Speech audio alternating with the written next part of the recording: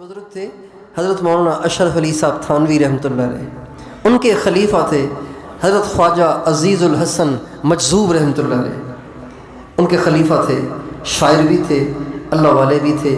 تو ایک دفعہ انہوں نے، جب انسان شاعر بھی ہو یعنی اس کو اپنے اندر کے جذبات کی ترجمانی کرنا بھی آتی ہو اور پھر ہو بھی اللہ والا، تو پھر تو یہ نور اللہ نور ہو جاتا ہے۔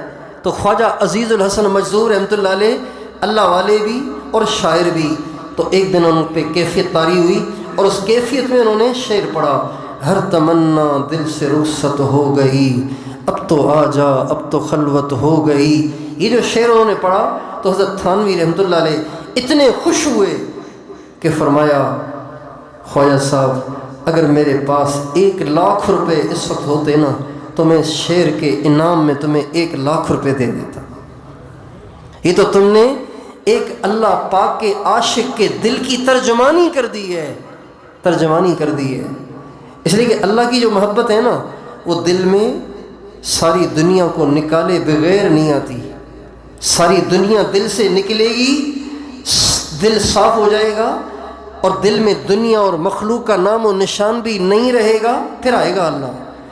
تو خواجہ عزیز الحسن مجذوب رحمۃ اللہ علیہ اللہ سے کہہ رہے ہیں، یا اللہ آپ کہتے ہیں نا کہ دل پہلے صاف کرو پھر مجھے بلاؤ، تو میں نے دل کو صاف کر دیا ہے۔ اب نہ دل میں بیوی کی محبت ہے، نہ بچوں کی محبت ہے، نہ مال کی محبت ہے، نہ شہرت کی محبت ہے، نہ عہدے اور کرسی کی محبت ہے۔ دل میں کوئی خواہش رہی ہی نہیں، حسرت کوئی دل میں رہی ہی نہیں۔ اللہ اب تو اس دل اس قابل ہو گیا ہے کہ اب آپ آ جائیں، تو اب تو آپ آ جائیں نا، یہ مطلب ہے شعر کا۔ ہر تمنا دل سے رخصت ہو گئی، اب تو آ جا اب تو آ جا اب تو آ جا اب تو خلوت ہو گئی۔ آگے کہتے ہیں، ایک تجھ سے کیا محبت ہو گئی، ایک تجھ سے کیا محبت ہو گئی، ساری دنیا ہی سے نفرت ہو گئی، اب تو آ جا اب تو آ جا اب تو آ جا اب تو خلوت ہو گئی، لاکھ جھڑکو اب کہاں پھرتا ہے دل، لاکھ جھڑکو اب کہاں پھرتا ہے دل، ہو گئی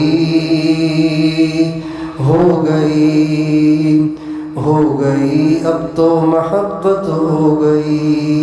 اللہ سے جب محبت ہو جائے، اللہ سے محبت ہو جائے تو اللہ تعالیٰ انسان کو بادشاہ بنا دیتے ہیں، بادشاہ بن جاتا ہے جب اللہ سے محبت ہو جائے۔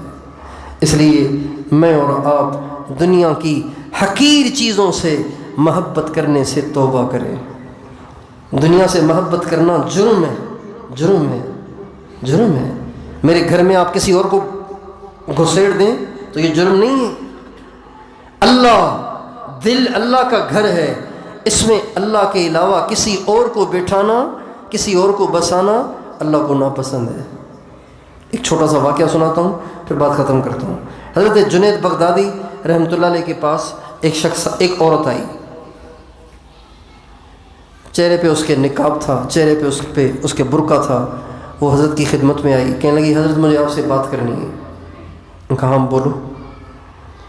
کہا جی اگر مجھے اللہ کا خوف نہ ہوتا نا، اگر مجھے اللہ کا خوف نہ ہوتا تو میں اپنے چہرے سے پردہ ہٹا کے آپ کو دکھا دیتی کہ میں کتنی حسین ہوں۔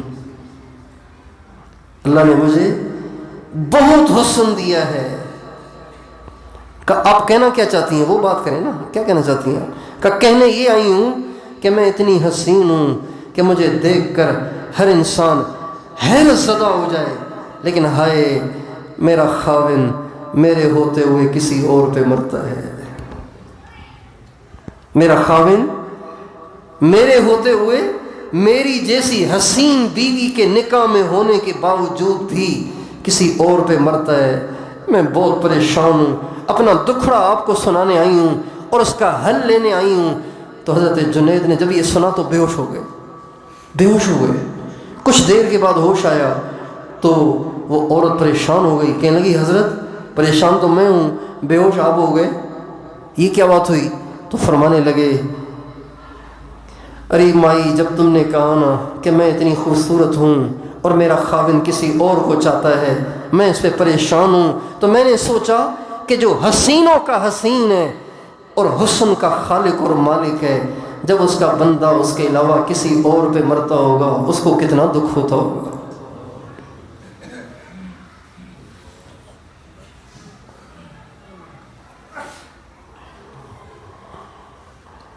اس لیے اللہ تعالیٰ سورہ انفطار میں کہتے ہیں یا ایھا الانسان ما غرک بربک الکریم الذی خلقک فسواک فعدلک فی ای صورت ما شاء رکبک۔ میرے بندے مجھے چھوڑ کے کہاں جا رہا ہے تو؟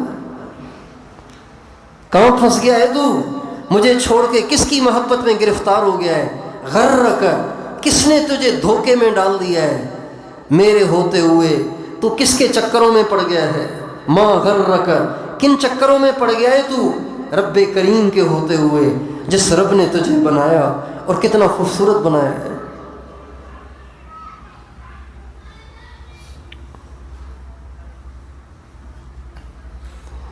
تو اس لیے دنیا کی محبت سے توبہ کریں، اللہ کی محبت کا عزم کریں۔ تیار ہیں؟ کون کون اللہ سے محبت کرے گا؟ اللہ ہم سب کو نصیب کرے۔ کہاں سے ملتی ہے یہ محبت؟ پتہ ہے کہاں سے ملتی ہے؟ یہ ملتی ہے اہل اللہ کی صحبت سے، یہ ملتی ہے اہل اللہ کی صحبت سے۔ جن کے دل میں یہ دولت موجود ہے انہی سے ملتی ہے۔ دوائیاں کہاں سے ملیں گی؟ جہاں دوائیاں ہوں وہیں سے ملیں گی نا۔ سبزی کہاں سے ملے گی؟ جہاں سبزی ہو وہیں سے ملے گی۔ بجلی کہاں سے آتی ہے؟ جہاں بجلی کا اسٹاک ہوتا ہے پاور ہاؤس میں، وہاں سے آتی ہے، اور پھر ہر گھر میں پہنچتی ہے ٹرانسفارمر کے ذریعے سے۔ اللہ کی محبت کہاں سے آتی ہے؟ جہاں ہوتی ہے وہیں سے آتی ہے۔ آسان سا جواب ہے۔ اللہ کی محبت کہاں سے ملتی ہے؟ جہاں ہوتی ہے وہیں سے ملتی ہے۔ اور اللہ کی محبت دیواروں میں نہیں ہوتی، دروازوں میں نہیں ہوتی، موبائلوں میں نہیں ہے، کتابوں میں بھی نہیں ہے، کتابوں میں بھی نہیں ہے، کتابوں میں بھی نہیں ہے۔ اللہ کی محبت اہل اللہ کے سینوں میں ہے۔ اللہ کی محبت اہل اللہ کے سینوں میں ہے، ان سینوں سے ملتی ہے۔ اللہ تعالیٰ مجھے اور آپ کو اپنے پیاروں کی محبت بھی دے اور ان سے استفادے کی توفیق بھی دے، اور ان سے اپنی محبت کو حاصل کرنے کی توفیق بھی مرحمت فرمائے۔ بہت سے لوگ بیعت ہو جاتے ہیں مگر ان میں اللہ کی محبت کو پانے کا شوق ہی نہیں ہوتا۔ جن سے وہ بیعت ہوتے ہیں ان سے ملتے ہی نہیں، اور جو وہ عمل دیتے ہیں اس عمل کو کرتے ہی نہیں۔ تو اللہ کی محبت کیسے ملے گی؟ بیٹھے بیٹھا تھوڑی مل جائے گی۔ اللہ کی محبت تو جن کے پاس ہے ان کی اطاعت سے ملتی ہے۔ جو وہ معمولات بتاتے ہیں ان معمولات کے اہتمام سے ملتی ہے، ان کی صحبت سے ملتی ہے، ان کے بتائے ہوئے معمولات کو اہتمام سے کرنے سے ملتی ہے، اور ان کے معمولات میں اہتمام ان سے ملنے، ان سے رابطہ رکھنے، ان کو اپنے احوال سنانے سے ملتی ہے۔ اللہ تعالیٰ مجھے اور آپ کو اپنے اکابر کی قدردانی نصیب فرمائے اور ان کے سینوں سے اس دولت کو حاصل کرنے کی توفیق عطا فرمائے۔